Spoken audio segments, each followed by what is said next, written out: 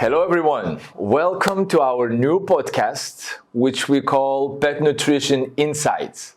My name is Paulius, I'm Head of Export Development in Kika Company, and I've been traveling the world and working in pet industry for more than a decade. So we have this podcast where we're gonna talk about the pet nutrition. We're gonna have some new insights from our experts, from our guests, and of course we're gonna bust some myths what other people are talking about in nutrition. Today I would like to represent my colleague Robertas. He is an R&D manager in a Kika company and he is a real expert when we talk about the nutrition. So hello Robertas. Hi Paulus, hi everyone.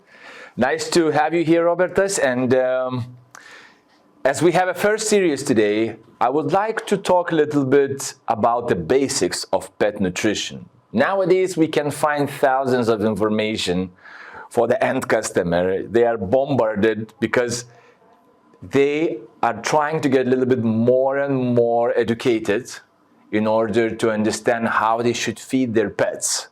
So could you please let us know from where we should start when we are starting to think about the nutrition? Yes, Paulus. You mentioned basics, and basics is actually the most important part. Yeah. Because when you understand basics in the wrong way, you cannot go more deeply in the topics that we are going to discuss today.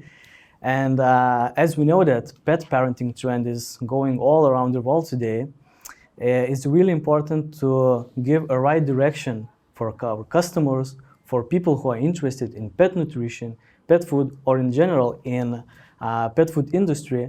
So I think today we're gonna try to explain how to understand the basics, how to choose a right direction in these questions. And so where we need to start from? Yes, exactly where we start talking about our own diet.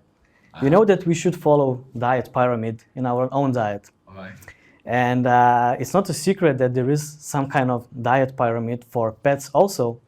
Of course, there are some specific needs for cats and dogs that are different, but in general, you can combine and create a diet pyramid for pets in general.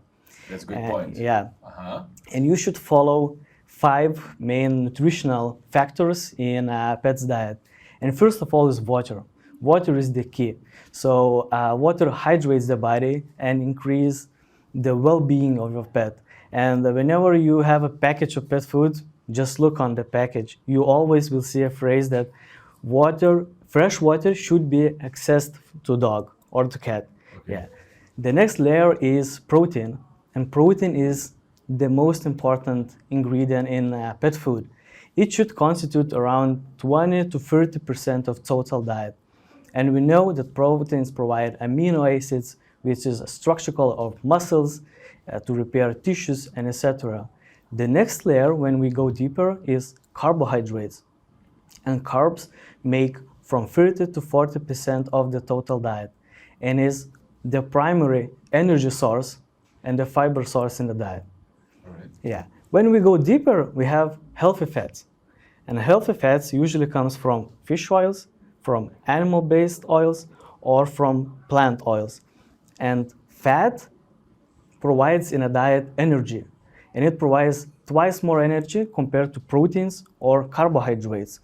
And it should constitute around 20 to 20% of total diet. And this is the basic of the diet that we need for pet. I don't mention fibers, which you can also find on the package, but fibers is a part of carbohydrates. So whenever you ensure your dog a good quality carbohydrate, you have enough fibers. So this is the basic view. It means that you need to have carbs because you need to have fiber, and fiber is something that assures the digestive system for the pets, correct? Yeah, exactly. You're absolutely right. And when we have good quality fibers that comes from carbohydrates, then we can slower digestion system, and then we can get a better absorption of nutrients in the body. So this is really important. But when you say better absorption of the nutrients in the body, it's also as an outcome, it reflects to the less feces, correct? Yes, exactly. Which is very important for the pet owners nowadays, right? This is usually how they indicate the quality of the product. You mentioned about the proteins, and I want to highlight this because Nowadays in the pet industry, everybody speaks a lot about the proteins because people they think that it's the main and the most crucial thing, which is actually part of the truth because the proteins are very important. When we talk about the proteins, we talk about the meat, right? And the quality of the meat is very important. If you read the labels on the different products on the package, right, you cannot see the quality probably of the proteins. But the dogs and cats, they can feel the quality, how good are the proteins and the meat content in their food, right? It's also one thing that we need to understand. What you mentioned is that the meat content on the composition, it's supposed to be, as you said, 20, 30%? At least 20%. At least. Yeah. So does it mean that the more meat we have, the better the product is? Yes and no. Yes, because whenever you have a protein source in the first place in composition, it indicates a few things. The product is expensive, it will have better smell, it will be tastier, but for some functional products, you will need carbs in the first place. So you cannot just say that meat in the first place is best option always. So whenever we have obese dogs, you should always look for a product that contains less fat. And some fats also comes from protein source. So in that kind of products, you should look carbs in the first place, or when you have some dietetic food. So maybe meat in the first place is best option for a healthy dog because it makes a food tastier, it provides more amino acids, and that it is easier to collect all the nutrients in general. But for example, if we have vegetarian products which provides less protein, but with time and dedication, I can also provide all nutrients for my dog, but I just need some more time and dedication, maybe use some supplements. So to answer your question, there is no direct answer. Okay. In some cases, it's the best option to have protein in the first place and the highest amount of protein in composition, but not in all the cases. Okay, so if we structurize what you just said, correct me if I'm wrong. So first of all, at least we need to start reading the labels and understanding that the meat has to be on the first place, right? It's the thing number one.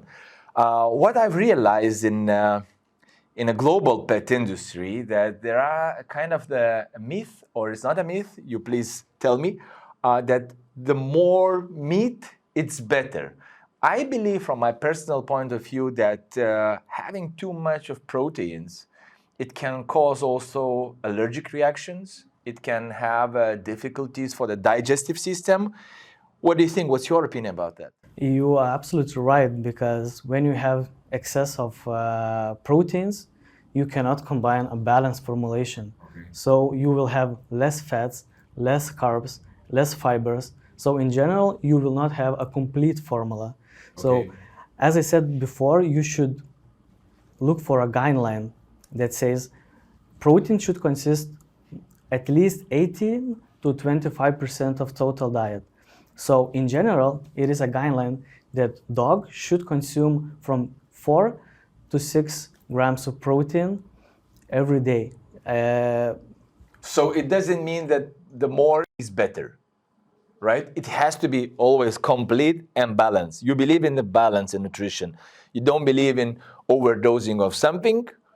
You believe in the balance. All right, that's good, that's good. Yes, and I want to be more specific here. I said that dogs should consume at least 4 grams of protein per kilogram of the body weight. Okay. So for example, if I take an average size dog which weighs 15 kilos, it should consume around 30 to 60 grams of protein every day. So not all nutrition comes from protein, so you should collect calories from other ingredients also. And one more thing is that in general, when we are reading labels and looking for protein sources, we find names like chicken, salmon, whitefish, and we imagine the same protein sources like we consume in our daily basis. So what do you think, what is the protein source in the pet food diet? Do you think they are using some parts of animal like chicken breast that I have usually in my diet? Only filet or T-bone steak. Absolutely true. And not true. Yeah, because it is a big difference and you cannot apply the same things for ourselves and pets. And usually pet food producers are using the whole animal, the whole chicken, the whole fish, the whole lamb. And it contains also bones, blood, organs, and also it contains ashes.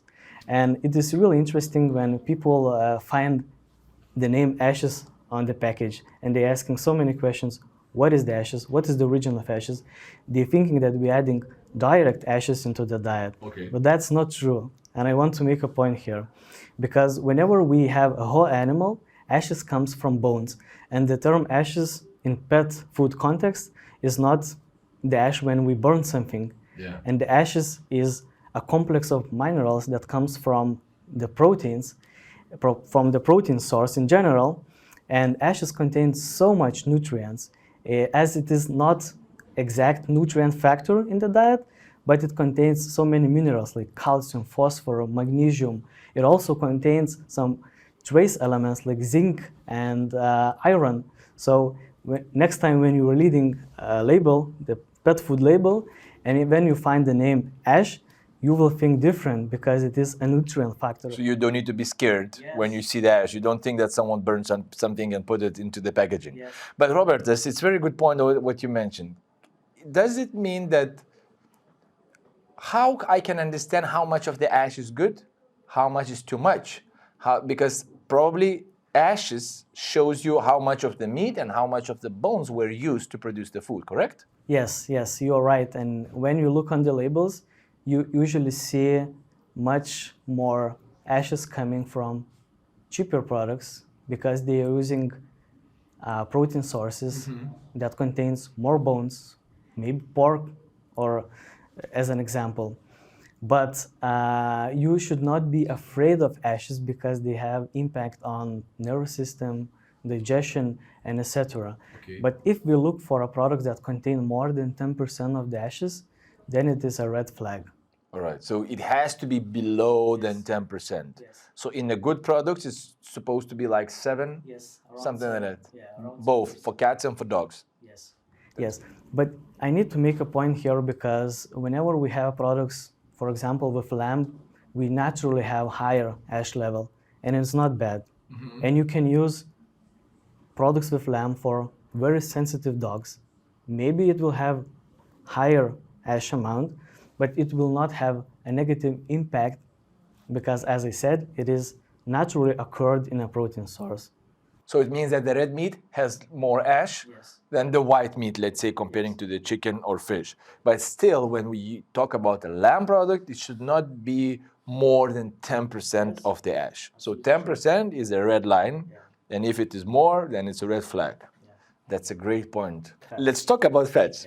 It's the thing that we have a lot of discussions because the consumers which are just starting, to get deeper into the nutrition of their pets, they read the fats on the label and they say, oh, there is quite a lot of fats. My dog and cat will become fat, which is probably not true because fats are responsible, as you said, it's one of the primary source of the energy production, right? Because there is some special calculations which shows that fats gives quite a lot of metabolism kilocalories for the pet. And at the same time, it actually helps to absorb the vitamins and the minerals for the body. What's your opinion about the fats? In general, fats are more supplement to the diet. So usually dry pet food do not contain so much fat. All right. But let's look to ourselves, how much of rich oil products we consuming every day. We eating avocados that contain 25% of fats. We eat nuts that contain 60% of fat in general. But it's healthy fat. It's healthy. It's not the oil, sunflower oil that you use it for the cooking. Yes. All right. And it provides so much benefits for you. Okay. In general, it is a guideline that dogs should eat at least 70 calories for body weight kilogram every day from fats. So it is a really good guideline that indicates us that we need to provide our pet fats every day. And fats provide so much benefits. It improves health and skin condition. It provides us so much energy. Of course, the primary energy source is carbohydrates, but the secondary energy comes from fats. And fats, as I said before, provides you twice much energy compared to proteins and carbohydrates. So it's really important to involve fats in your pet's diet. One more thing, going back to the experience, what I see just in the last few years. There are some brands in the market which are like making foods with the hypoallergenic meat protein sources, for example, like a lamb or fish and so on. But they use the fats which are coming from the poultry. Yes. Does the fats are causing the allergic reactions the same as the proteins? Nope. Okay. Nope. You can find so many good products that have a claim hypoallergenic, but it still contain fats from poultry. And it is because fats do not cause allergies by themselves. And if we have a dog that is allergic to chicken, we can also give him a chicken fat or the food that contains chicken fat, because fat is very pure. It is 99% fat and only 1% water if we are looking deeply into raw material specification. And fats do not contain proteins the same that you can find in chicken that can cause sensitiveness, digestion irritations, or cause the allergies. So true is that it's safe to use fats in a diet, and even if you are using chicken fat. Okay, so that it means that the fats, they, roughly speaking, they are not the source which cause the allergic reactions for the dogs and cats. Absolutely true. That's great. Oh, so we got a very, very nice back to basics training for the moment. So it means that Robertas, according to Robertas, we have the pyramid of the nutrition, right? We need to have water, we need to have the proteins, fats, carbs, fiber, right? It's very important not to overdose one of each, those pyramids, like a protein, carbs, fats, and so on. We've also learned that the fats are not the ingredients which cause the allergic reactions. The fats are not the ingredient which will make your dog fat. When we talk about fats, we talk about the healthy fats as from the human nutrition, is like avocado or nuts, but not like an oil that you use for the cooking. And Robertas believes in the balance of all the ingredients that we use in a pet food. So I would like to say thank you, Robertas, for coming here. Thank you for inviting me. Big pleasure to have you here. You have a very nice expertial knowledge. Thank you for sharing with us. And guys, so stay tuned. See you in the next series. Bye. Bye.